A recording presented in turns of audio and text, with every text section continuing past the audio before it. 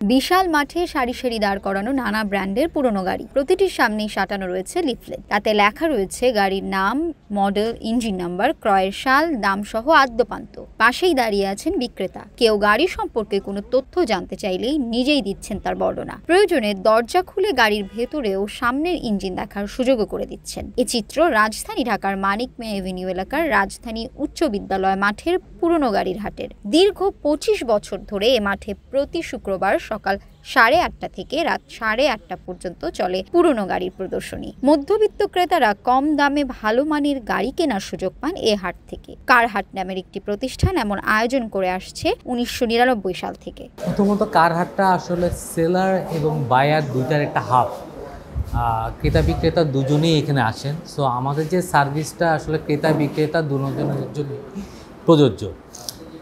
যারা বিক্রেতা থাকেন, আমাদের যেটা হয় যে প্রতি বুধবার আমরা একটা এন্ট্রি করি যে কোন গাড়িটা আসবে, ভালো গাড়ি কিনা, তার কাগজপত্র ঠিক আছে কিনা, এগুলো আমরা যাচাই বাছাই করে বুধবার এইখানে যে সব গাড়ি আপনারা দেখতে পাচ্ছেন এর ম্যাপশিটটা তৈরি করা হয়, কোন গাড়িটা কোথায় থাকবে সেই অনুযায়ী আমরা সেট করি। এবং শুক্রবার সকালে সবার গাড়িগুলো আমরা ডিসপ্লে করি।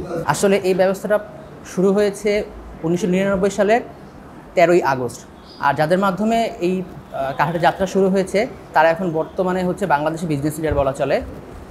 ওই সময়টাতে একজন ক্রেতা যখন একটা গাড়ি কিনতে চাইতো তখন অ্যাভেলেবেল এরকম কোনো সিস্টেম ছিল না, এত পরিমাণ শোরুম বা এত অনলাইন ভিত্তিক সিস্টেম ছিল না। তারা যেন একজন ক্রেতা একটা গাড়ি কিনতে এসে হ্যাসেল বা প্রতারণার শিকার না হয়, সেই চিন্তাটা মাথায় রেখেই আমাদের 6 জন ইয়াং এন্টারপ্রেনার এই কারহাটের যাত্রাটা শুরু করে। প্রতি সপ্তাহে এই হাটে 15 থেকে 20টি গাড়ি বিক্রি হচ্ছে বলে জানান কার হাটের এক্সিকিউটিভ ম্যানেজার মোহাম্মদ আহসানুল আলম। তিনি বলেন, কার হাট হচ্ছে বায়ার ও সেলারের একটি হাব। ক্রেতা বিক্রেতা দুজনই এখানে আসেন। 45 জন কর্মী এখানে আগত মানুষজনকে সেবা দিয়ে থাকেন। এখানে প্রদর্শনীর জন্য প্রতি বুধবার গাড়ি বাছাই করা হয়। গাড়ি ভালো কিনা বা কাগজপত্র ঠিক আছে কিনা সবকিছুই পরীক্ষা করা হয়।